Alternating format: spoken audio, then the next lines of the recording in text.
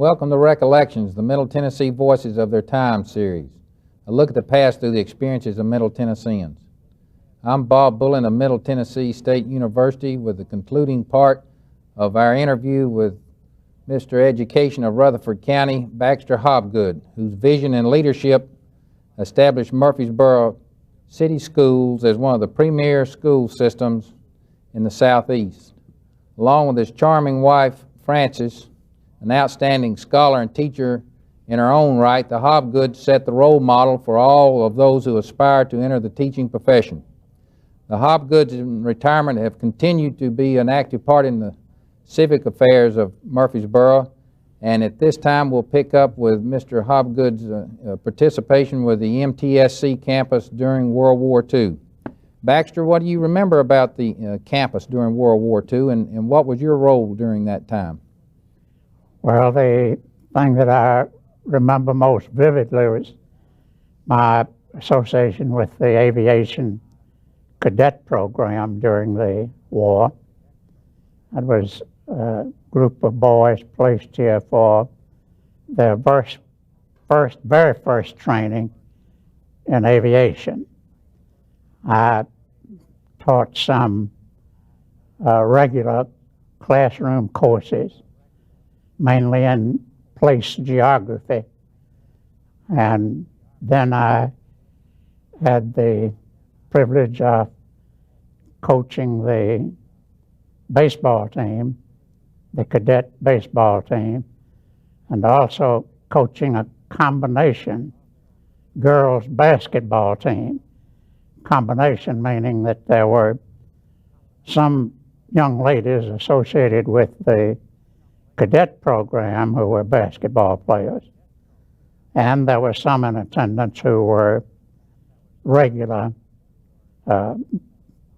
students in the regular state teacher college program. So these aviation cadets came from all over the country? All over the country. We had them from all over the United States. I believe there was one from Murfreesboro, Mr. Gold, who is in the business of furnishing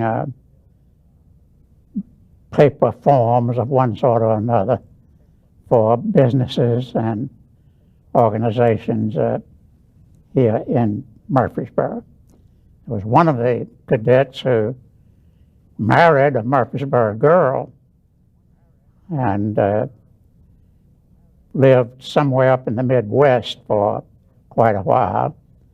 He had the misfortune of losing her. She died some years ago. This would have been a lonely place for girls if those cadets hadn't have arrived on the campus. A lonely place? A lonely place. All the regular male students were off to war. You mean at that time? At that time. Not that lonely. There was still a number of girls on the campus, and with 300 or 400 cadets, that didn't make life too bad. Because the cadets were under complete control and didn't get to do all the things they might like to have done, but they were here and caused a little excitement once in a while. Let's talk about your involvement with state government. You knew Governor Prentice Cooper, and you got involved in the beginning of the retirement system. Could you reflect on that just a little bit? Yes, I did the research work for the setup of the teachers' retirement system. Directed it in the Tennessee Education Association office, had assistants out of that office. And the governor was extremely interested in getting a retirement program started. That was his pride and joy in later life, that he had instigated and started the procedures which brought about the teachers' retirement system. And later on, as you well know, that system, under the leadership of Judge Tom Wiseman, was brought into what is called the Tennessee Consolidated Retirement System, all the systems of the state are now in one consolidated system. And I regard it as by far the best retirement system in the country. I think Judge Wiseman added to it those features which made it possible for us to call it that. You worked closely with several governors. Do you have any other memories of Governor Cooper and some of the other gentlemen that you worked with?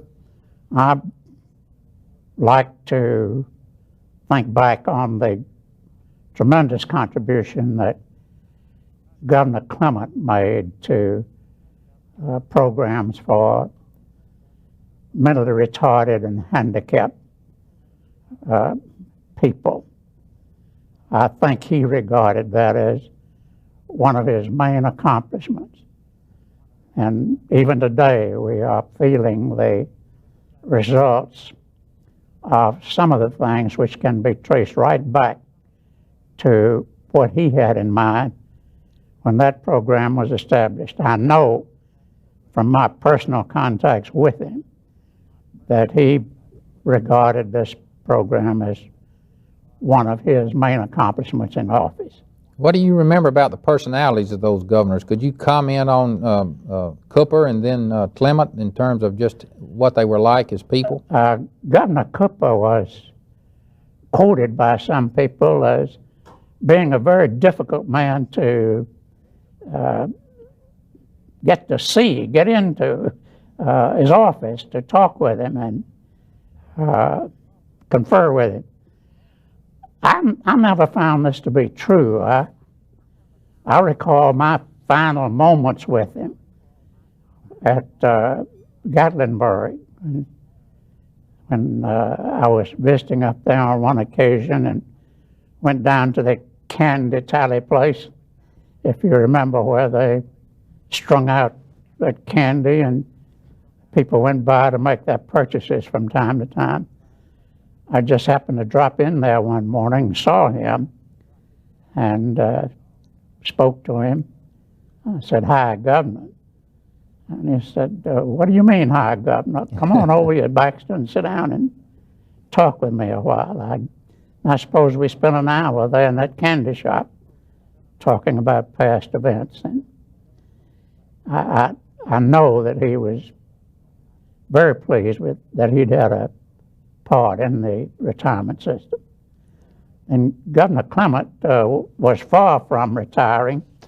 As you know, he was, I remember him from days way back in the old National Forensic League that talked to you about in a previous meeting. And he got his speech training from his aunt over in Dixon, Mrs. Weems. And I have often wished that Ms. Weems had written that famous speech he made at the Democratic Convention, because somebody just messed him up on that. And as you know, the press and the television people had a good time in criticizing him about the how long statement that he made. And Clement was a very outgoing person, always anxious to meet and see people, and rendered some valuable services in more areas than one. But I place as his top service to the people of Tennessee the program we now have before us in the areas of special training and help for retarded people. Let me pull you back again in time to the burning of the high school in Murfreesboro. I believe that was toward the end of World War II, and shortly after that, I believe you became superintendent. So tell me about those events. Yes, the old Central High School building burned in the last month of school in 1944. And during that remaining part of the month, and the next year, the Central High School classes met in 2 or 3 different places. As you probably know, by far the larger group met on the bottom floor of Old Main, here on what was then State Teachers College campus. There were few classes that met at McFadden, and few that met in the Critchlow building down where the city school office is. What caused that fire? Do you have any notion now? Yes. When the building was constructed, it was touted as a wonderful structure, outstanding building. As time went on, it was demonstrated that it was not that good a building. The floors were just not even hardwood floors, just regular wood type floor with cleaned by having oil rolled over them and then mopped up or swept with a broom or something. All of that done almost ignoring the fact that the furnace was right under that oil floor, and why it didn't burn years before is a wonder. There's very little doubt about the fact that that oil just simply caught fire and spread so quickly that there was difficulty in getting any of the records out of the building. Fortunately, Joe Lovell, who was on the staff of city government at that time, still living, made his way to the office and started throwing records out the window. And people were able to grab a goodly portion of those high school records and save them. I imagine some of those students that had a bad record would just have soon seen those records burned, but maybe there were a few around who enjoyed seeing them go up. You became superintendent shortly after that. Mr. Mitchell, I believe, retired. What were the circumstances surrounding that event? Mr. Mitchell retired at the close of the 1945-46 school year, and I was approached and asked if I would take it, a position, and I told him to go back and talk with Mr. Mitchell and see how he felt about that, and if he would want me to take it, with the notion that if he came back to work, he would work as long as I was guaranteed a job somewhat. And I was pleased when he told the people who went to see him that if he had been asked to name a person to follow him, that he would have named me. So that pretty well clinched the deal as far as I was concerned. I did talk to Mr. Smith about it, and Mr. Smith encouraged it with the idea that if I should want to return to the campus, that would be all right. Was that a combination job, principal and superintendent? It was a combination job. I became superintendent of Murfreesboro City Schools and principal of Central High School, and retained the position that way for approximately 7 or 8 years. You had to work with the county and the city in that Worked with the combination. county and the city. We had some very close relationships with some of the superintendents and other workers in the county. I regarded Dr. Belis Motherman as one of the top superintendents with whom I worked. I think primarily because he just wanted one term. He didn't care whether he was elected a second term or not. Matter of fact, he didn't even plan to run a second term. And he made his decisions based on that fact. And we worked well together, and also with the others. But there did come a time when you got to the place where you had to declare your loyalties one way or another, and that was a difficult task. And at that time, I asked our city board to consider making the city superintendency a full-time place, which they did.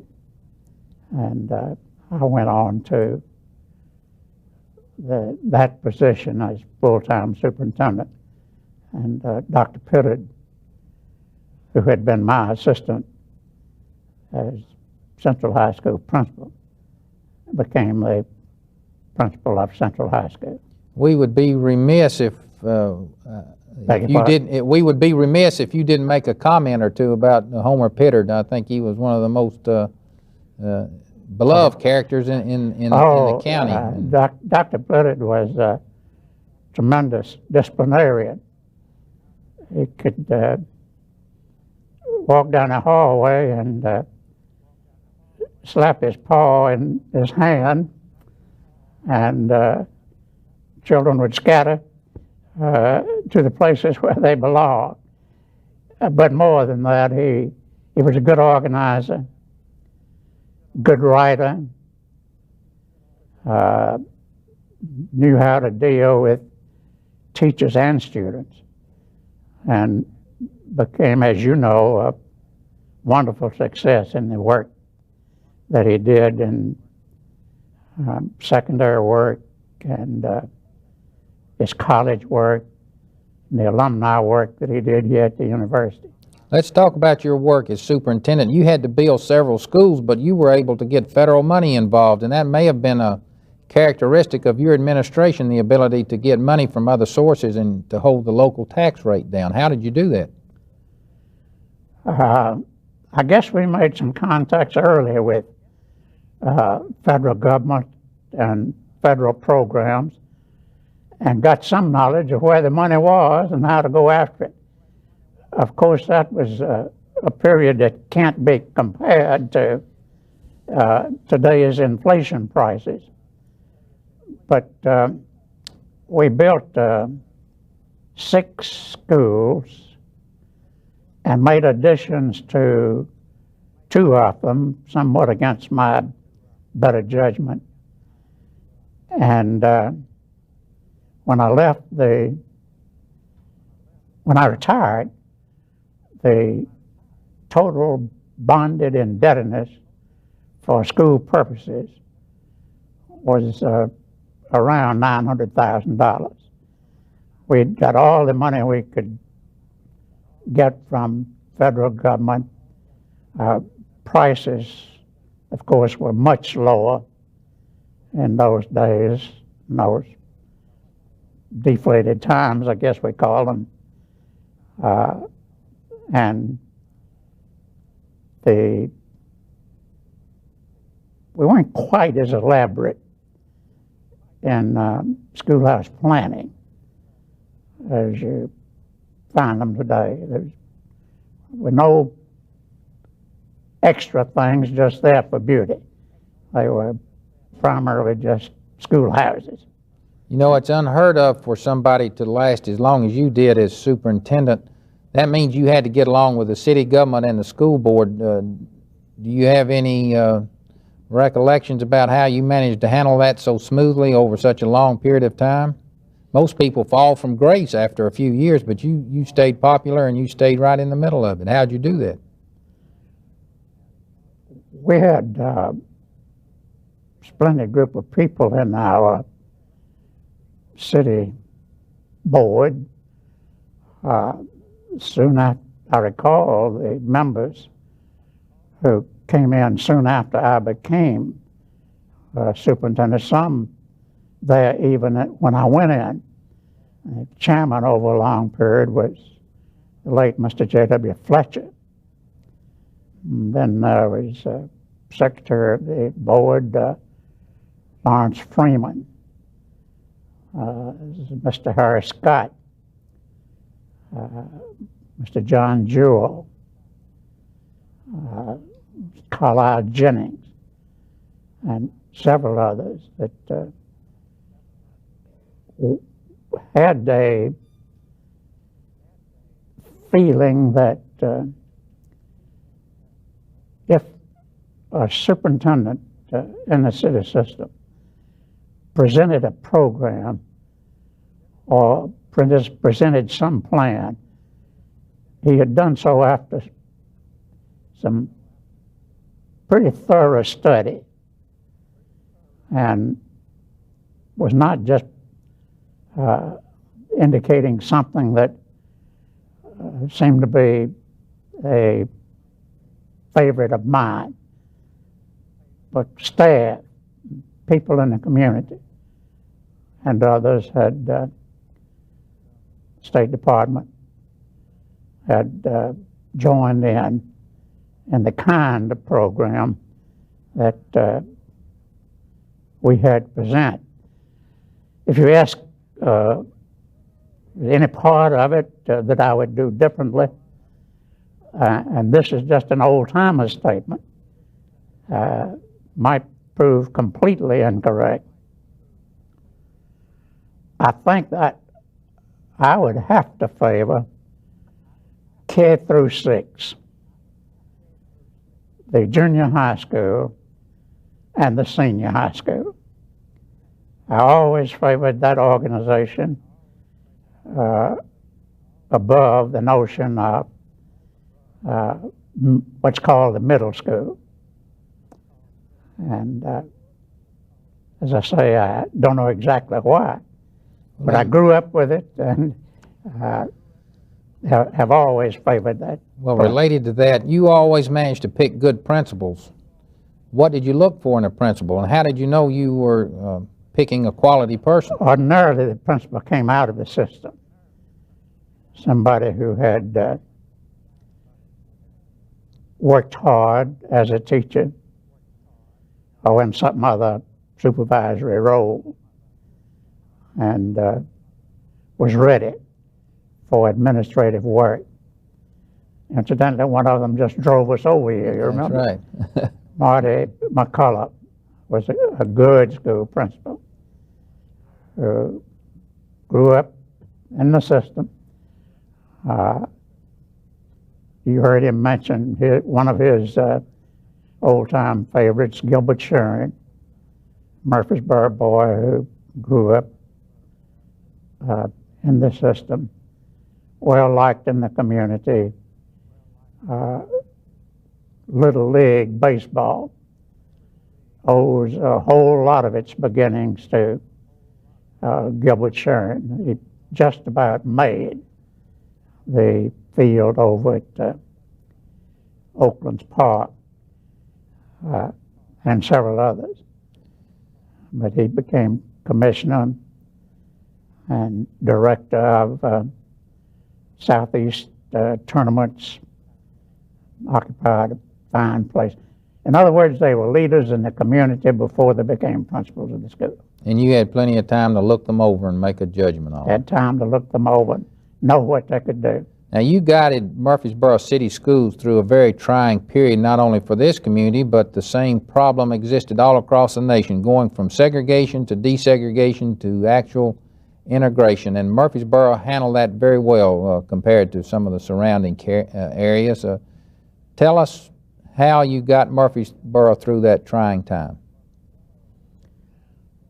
Well, I think people tend to give me a little too much credit for that success that we had in our desegregation program. I have often said that I knew how to pick the only talent I had was to know how to pick the right people for the job, get them to do the job, and then give me credit for it.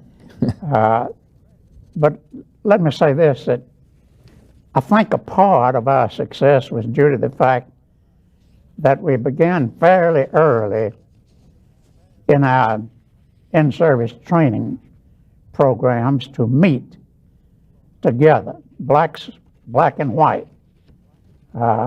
This came about once when I found myself running from an afternoon program to a morning program, carrying speakers from the white Murfreesboro Education Association to the Black Education Association, and it just appeared to me to be foolish. So one day I just stopped right in my tracks, turned around and went back to where the white Murfreesboro Education Association was meeting.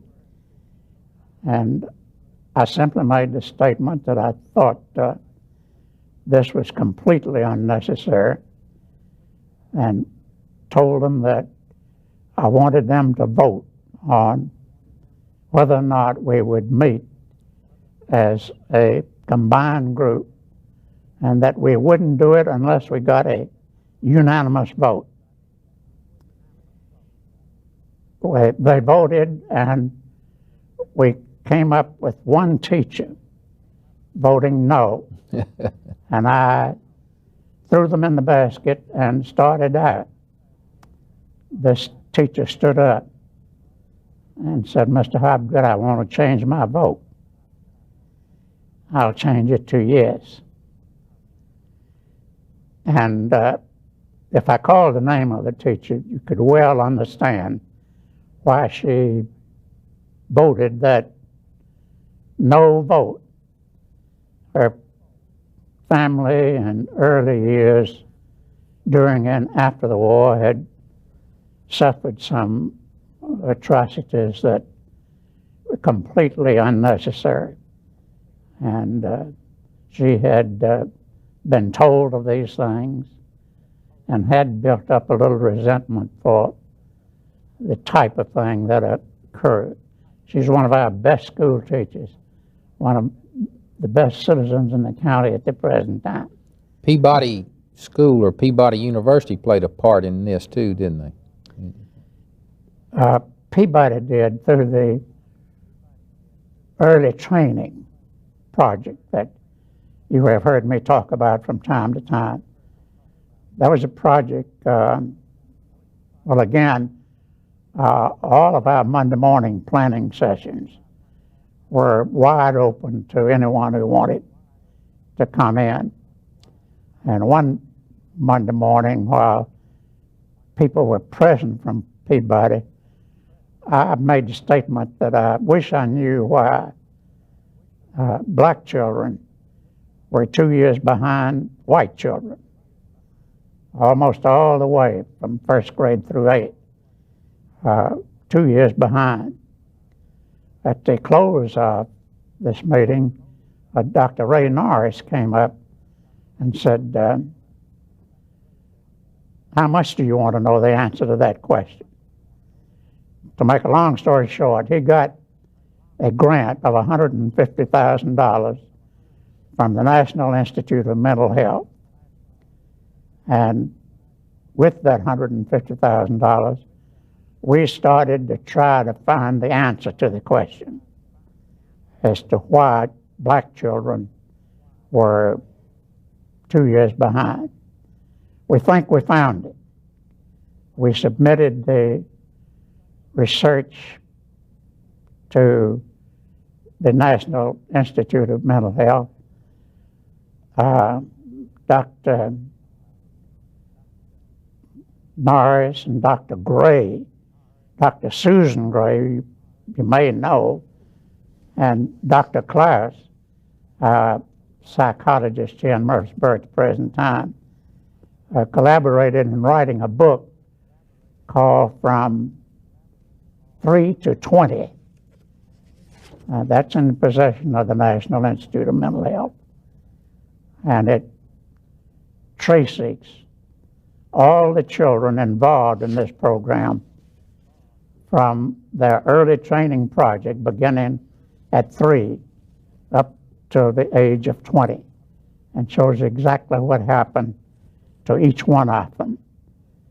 The study was called by the United States Office of Education the most important research of that period. And incidentally, it won Parade Magazine's so-called Pacemaker Award for that year.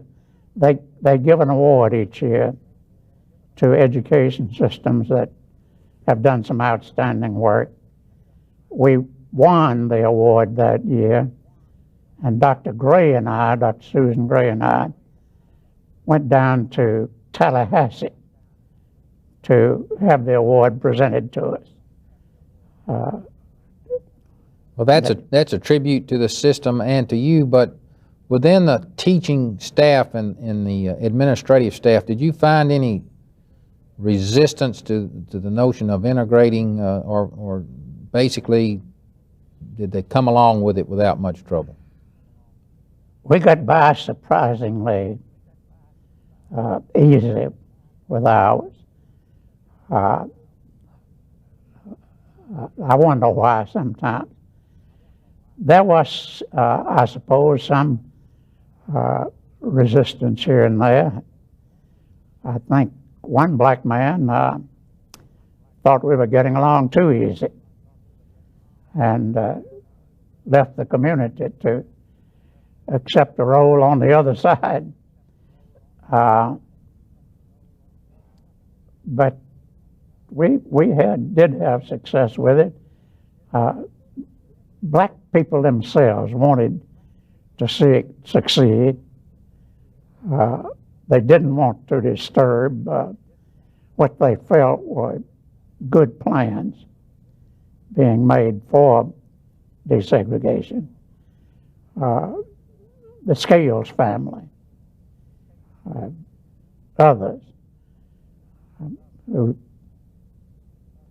people like Joe Stevens, teachers and principals in the black community who made every effort to make the program to succeed. And when freedom of choice and everything else failed, when we got to the point where we just had to divide the city into areas and transport them so we could get the required balance in each school, very little opposition to it. I recall one black lady who came and to the office and with real know-how and salesmanship presented a plan to the superintendent through which her little boy could stay at Bradley. She had to be at work by 7 o'clock, and boy had a man over in the Bradley building who said that he would take care of the boy if I would just let them leave him at Bradley instead of hauling him to some school outside. And she presented such a good case that I thought I was just using good common sense when I said, leave the boy right where he is. And we've always had the controversy here about consolidation of city and county schools, and I know it at least 2 times during your tenure, I believe we had a vote on that. Do you have any comments about the continuing problem of consolidation? Yes, I think that someday consolidation will come. As you say, we tried twice while I was superintendent to bring about consolidation.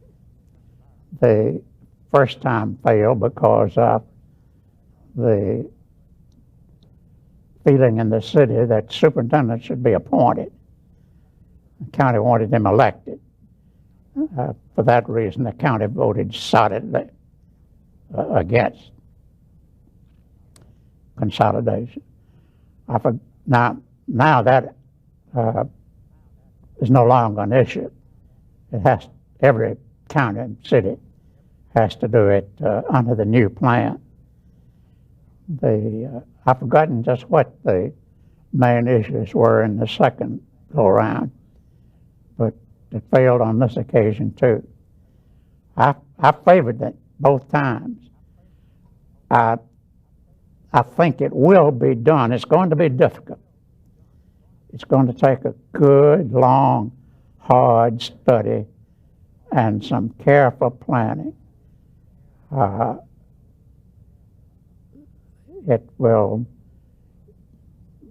The big cities have solved it through metro-type organizations. This is where Nashville solved it, Knoxville, Memphis, Chattanooga. 2 months ago, Jackson. I don't know whether there's a metro or not, at least they combine. It's going to be difficult in Rutherford County because that equal representation is going to be difficult to come by. It's going to be hard to draw lines in such a way that you can get the zones where there will be equal representation on a board of education. People are always concerned about the quality of an individual school, about good instruction, good leadership in a school. Give me some of your thoughts about how you operated as a superintendent. Did you visit classrooms regularly, and what did you look for when you went into a school? I can't say that I visited them regularly on any set schedule. My visitation of classes was based on just the occasional drop-in type thing. We had some good supervisors and people like Ms. Salisbury and Ms. McNabb and Ms. Bowden and others. And of course, they were the people who were in classrooms most of the time. I conferred with them often.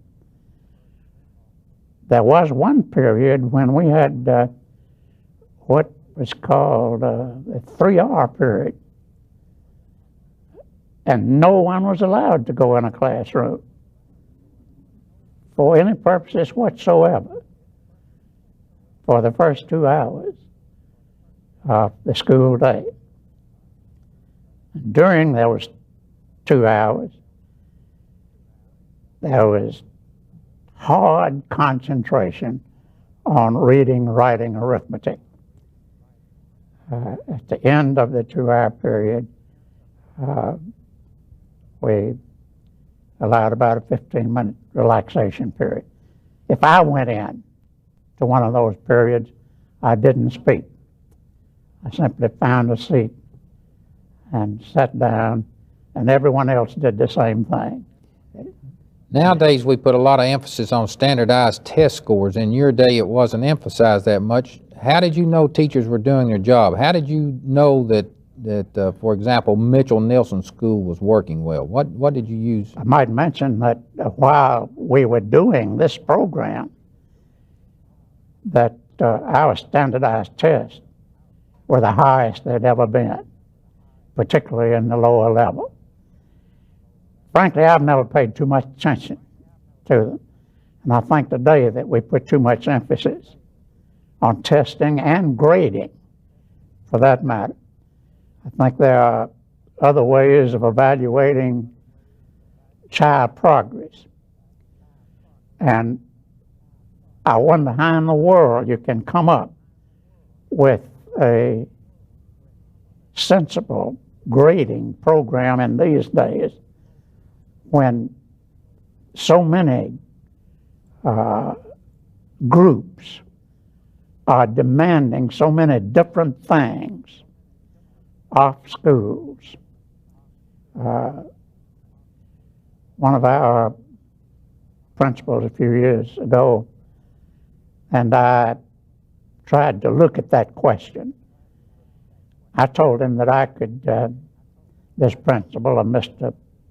Edwards out at Northfield, I told him that I could name 25 things that teachers asked to do that had nothing in the world to do with teaching basic materials. He said, Mr. Hobgood, I can beat you. I've already identified 125. And he's writing his thesis, his doctor's thesis, on things the public demands of schools that have no bearing on learning. He's now in Wake County, North Carolina. He works a lot with North Carolina State University and with the Wake County school system. Still working on that doctor's degree. Well, administrators come and go, but it's the good teachers that hold the school system together. Briefly, tell me what you really value in a good teacher. What values? What do you really value in a good teacher? In a good teacher. Yes, sir. First of all, I think you have to begin with a teacher, the person who can control a classroom. Old-timey I may be, and am, but you, in my opinion, you cannot teach until you have the children not necessarily under your command, but under your influence, to the extent that you are teaching them. There are some natural-born teachers. I recall one situation where a good teacher began having some difficulties due to some mental problems she was suffering that caused a complete loss of the classroom. She just simply could not handle it. I called a person who lives here in Murfreesboro at the present time. As far as I know, she never went to college for a day in her life. I called her and told her to go into that classroom and see how she could handle it, what she could do with it. Within 2 weeks, she had it completely under her control. Children working with her, eating up what she had to say, and just responding to her in every way that you could imagine. She lives here now. So it's not training alone that makes a good teacher? Not, it does for most, but there are some that are natural-born school teachers. Did you believe in whipping children? I never tried to say there should be no physical punishment at all.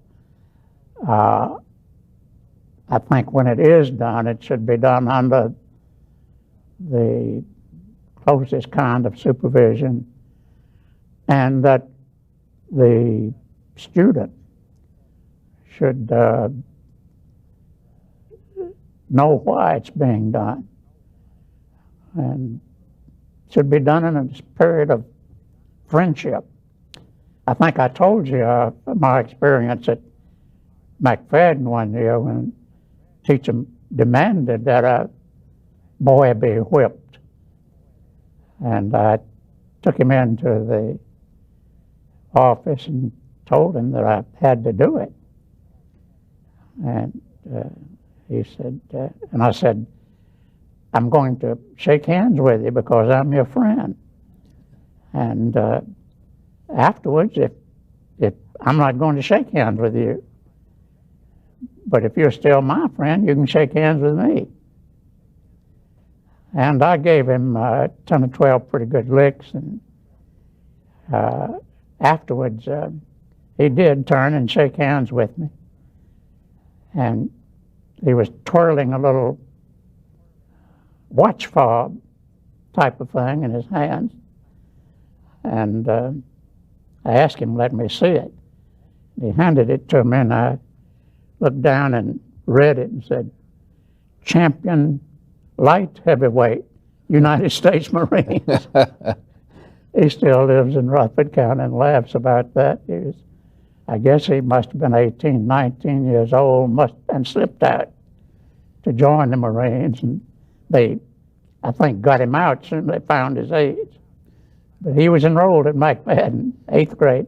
I want to make sure we cover a couple of things before our time is up. You were involved in other civic activities in Murfreesboro. You helped make this the fine place it is to live. Tell me about restoring Oakland Mansion and how that came about. Oh, Oakland Mansion. I brought you a little picture here that came out in 1974 News Journal article where the statement is made that I got the Oakland project started by saying to a lady in Murfreesboro, why don't you women get together and save this old house? I hope I didn't say it exactly like that, because the lady to whom I spoke was a Mrs. J.B. Black, no finer lady anywhere. And I did speak to her about what I thought should happen concerning Oakland's. And the upshot of it was that she and a committee which she got together let it be known, either through a newspaper article or an ad, that they would appreciate it if the people who took the staircase and the light fixtures and several other items out of the old house would return them. If they returned them, no questions would ever be asked about it, and we'd appreciate it if they did it. And here again, to make a long story short, I believe it was the first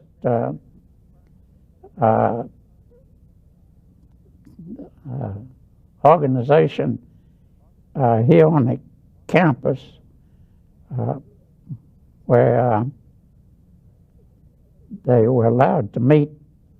I guess they organized here on the campus,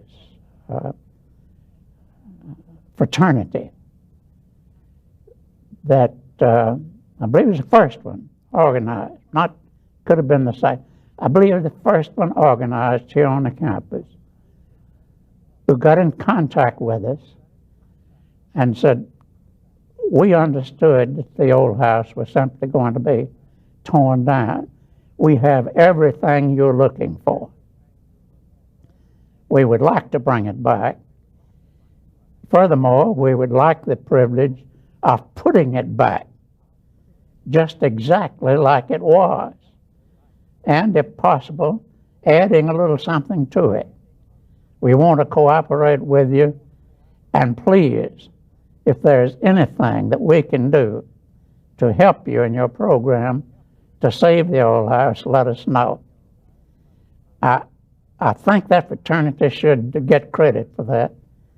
And if any of them ever happen to listen to this, I hope they'll identify themselves and go back to Oakland and claim credit for having had a big part in that, getting it started, because they did. The mansion was in dilapidated condition. If that had gone much longer, I doubt if the mansion would have been salvageable.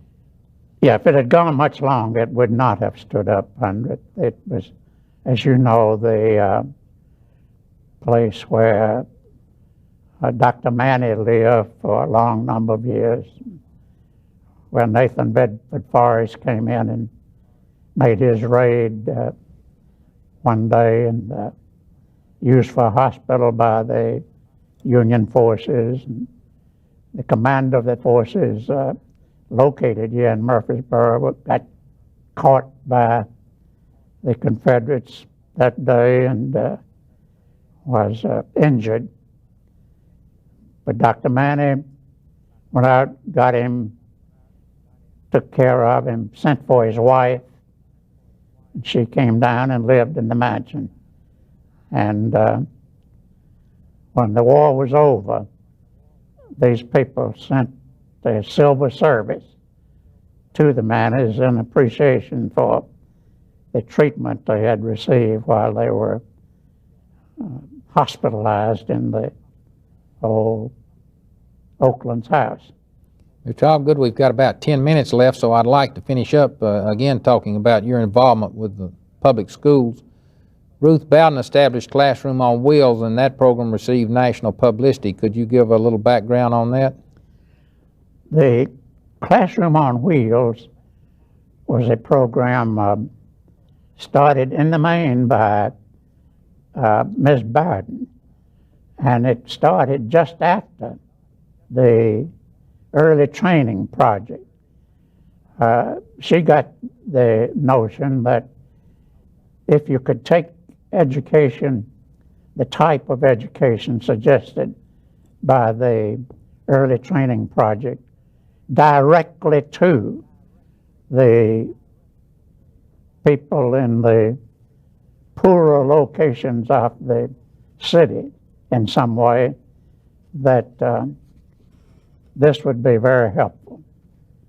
So she and maintenance director Walter Lloyd happened to hit upon the idea of removing all the seats from an old school bus and fixing that bus up like a classroom, putting the materials and equipment in it that you would use in the early training of preschool children, beginning at the age of 3. That program attracted nationwide attention, received rewards, and of course Mrs. Bowden lives in the community today. Dr. Bowden was associated with Middle Tennessee State University for a long time, and it contributed to the goodwill, good feeling on the part of the black race and others for that matter. It's been copied all over the country. What would you say is your legacy to the Murfreesboro system? I don't know that I have any legacy. I have things that brought satisfaction or made you feel good, but when I look back on it, I can't say to myself, Baxter Hobgood, you did this, because there were just so many people who always contributed to any good thing that came out of the Hobgood administration. Looking back, I can say that indeed the success of the desegregation program was very outstanding and brought a lot of satisfaction. The construction of 6 schools with the additions to 2 of them, leaving a bonded indebtedness of around $900,000. You get a certain good feeling out of that, satisfaction. The fact that our teachers have, through the years, cooperated in such a fashion that so many good things have come out and continued in the Murfreesboro school system. And again, I go back to say that my one quality, my one ability was to pick the right person for the right job, who would then do the job and give me credit for it. So, a lot of good memories grew out of it. And of course, in your old age and aching backs and aching knees and fluttering hearts, you are encouraged and pleased when someone comes up to you and remarks about something good that happened to them in years gone by. We only have a couple of minutes left. You've gained a lot of wisdom through the years. Any type of advice you would give those that might be watching who are presently involved with schools, or those who think they might like to enter the teaching profession? Anything you'd like to say to them? Well, often I think that those of us who are as old as I am oppose things that are being done today. We do so because we've had no experience in those things, and we simply don't know them. We don't know how we would react in those things, but we have a feeling we wouldn't do it that way. And that might not be the case at all. And I think the only advice I could give to those who are considering the teaching field is, yes, there are many, many satisfactions in it. Don't do it, please, with the understanding that it will be a stepping stone to something else. Do it because you know you want to do it. Mr. Hobgood, it's been a pleasure interviewing you, and I know that Rutherford County and Murfreesboro is a much better place because of what you brought to this community and the things that you and your wife did to make this a better place to live. And I wish you continued success in your retirement, and thank you once again for being with us. Thank you for watching. This concludes our 3-part interview with Mr. Baxter Hobgood, retired superintendent of Murfreesboro City Schools.